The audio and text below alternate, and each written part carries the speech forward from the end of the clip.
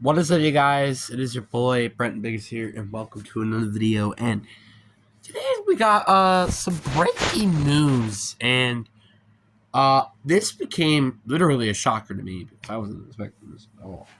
We got Cooper Kupp signing with the Seattle Seahawks on a 3-year deal worth $45 million. Can I just say that the Seahawks are having one of the best off seasons I've ever had in my life? I'm not kidding. Seriously. What? Like, I wasn't expecting any of this to happen. I was expecting us to do absolutely nothing during the offseason and cutting Tyler Lockett. Or restructuring or something. I don't know. What I wasn't expecting was this. What? So, not only that we have traded DK Metcalf and cut MVS or Tyler Lockett, but we got MVS and Cooper Kupp and a second-round pick. Huh?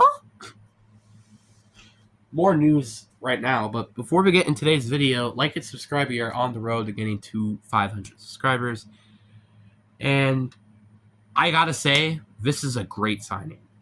We desperately needed a better receiver. No offense to the MVS, but Cooper Kupp is way better. But when healthy. This is one of the only probably critiques I can have with the signing is he's good when healthy. He has been a very decently injury-prone receiver, but when healthy, he could easily be one of the top 20 wide receivers in the league. And that's what this team needed. Another receiver to complement JSN. That's what we needed. That's exactly what he can do. Yes, could we draft another wide receiver? Probably. Right? Because we don't have the world's craziest wide receiving core. But at least it doesn't make it still as a crucial need as it was before. Prior to Cooper Kupp, it was a necessity. We needed to get another wide receiver.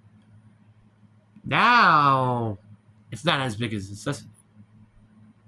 Yes, we could draft a receiver to either replace MVS next year, if we do end up signing him just on this one-year deal, or, have him be mentored behind Cooper Kupp for a couple of years, kind of like what we did with JSN.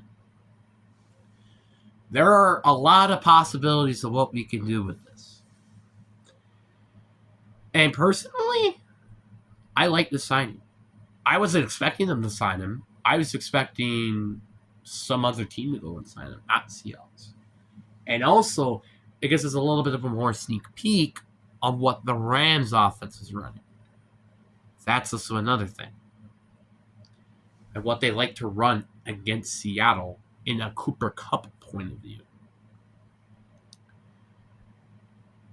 Just all around, this is a really good signing. Just because, one, it fills a need.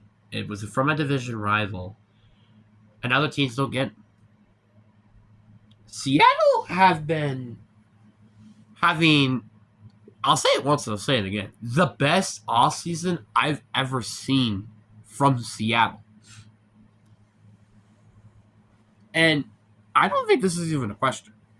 Like, getting to Marcus Lawrence, good. We need pass rush. Signing Sam Darnold, good, because we need a quarterback. Signing Josh Jones, good, because we need depth at the offensive line. All signings have made sense, which is really nice, because unlike Green Bay, which I think I might make a video soon, have not made any signings. Yes, they've had made some signings, like signing Brandon McManus, like Sam Duffy, and Nate Hobbs, as well as Aaron Banks, but they're not as sexy as all of these other signings that the Seahawks have made. Like signing DeMarcus Lawrence, signing Sam Darnold. I'm not saying, go get a quarterback because Jordan Love sucks. I'm saying signings that fit the need, like Nate Hobbs, for example. So, am I a little upset that Green Bay didn't get Cooper Kupp? Abso-freaking-lutely. but I'm not overly upset because at least Seattle got him. Now, Seattle are in a very interesting spot here. They do not now have a lot of needs heading into the draft. Like, you could consider wide receiver, right?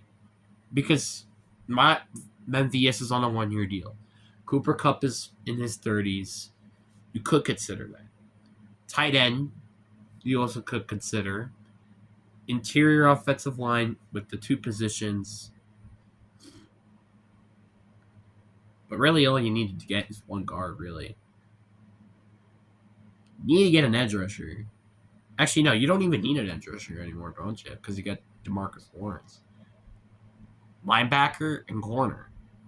Well, let's just say not for depth reasons. Let's say starting reasons.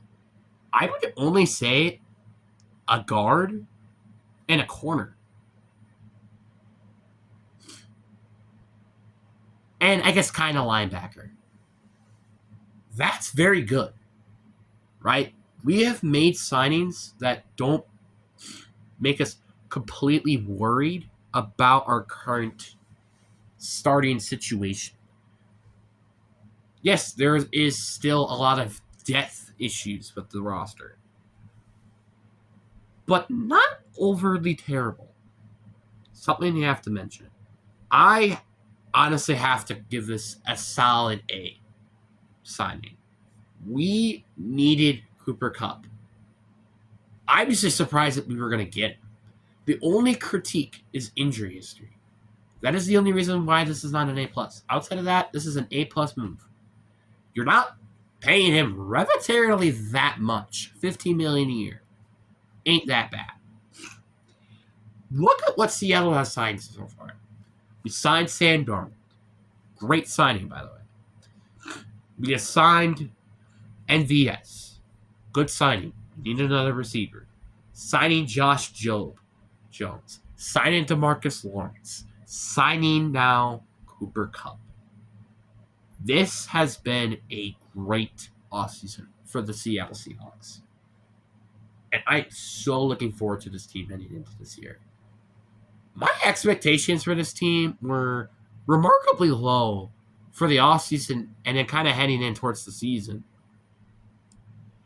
Now, I can say, without doubt in my mind, we are a playoff contender.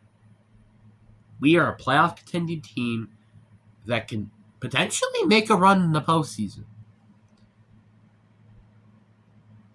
But there is still one issue, is if Sam Darnold can do his job. If Sam Darnold can do his job, we got ourselves easily a playoff team who can easily, I think, win the division. The Rams are probably the toughest team to go against in the West. But guess what? The Rams, they don't have as good as a roster as us. I could say that confidently. The quarterback situation, I would say probably the Rams have the better quarterback. We have the better running backs. We also have the better wide receivers. They have a better tight end. We have, I'd say, probably the better offensive line here. They have the better defensive line. We have the better linebackers. And I also could say we have the better DBs. Or corners, and then I can also say safeties as well. That's a 6v3. I'm just saying. Now, is Sean McVay the better head coach here? Yes. There's no doubt in my mind. But that doesn't mean we can't win against the Rams twice this year. I can confidently say, I feel like pre-draft, we could go 9-8 to 10-7. And that should be good enough to make it into the postseason. I know that isn't crazy, but, like, seriously. I could see, let's look at the NFC, right? We're better than every team in the NFC West, so we should guarantee ourselves now a division spot. So that won't even matter. Let's just say the Rams were better than us, right? What other teams are then worse than us? I say we're better than the Vikings. if JJ McCarthy doesn't do that great in his rookie year, which I wouldn't be surprised if that's the case. We're better than the Bears. I think we're also better than any team in the NFC South, and we're better than the Cowboys and the Giants. That puts us as the 7th best team heading in. Right? Wait, hold on a minute. Let me recount. So we have 2 teams in the NFC West, 2 teams in the NFC North, 4 teams. Yeah, we would be the 6th. We would be, I think, we'd be the 6th or 7th seed. That's pretty good. That's a very good spot to be in. So as long as we, I think, can control our own destiny into making it into the postseason. Now, I'm not expecting us to win with how new this roster is now, but I wouldn't be surprised that this team could potentially be a Super Bowl contender in the upcoming years. I know I said this like a couple years back, and I said that, and we went 9-8 and we missed the postseason. But this is a different team.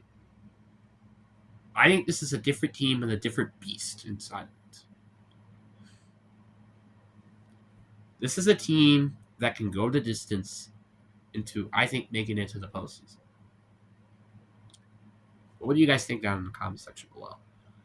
Really do hope you guys enjoyed this type of videos. Peace.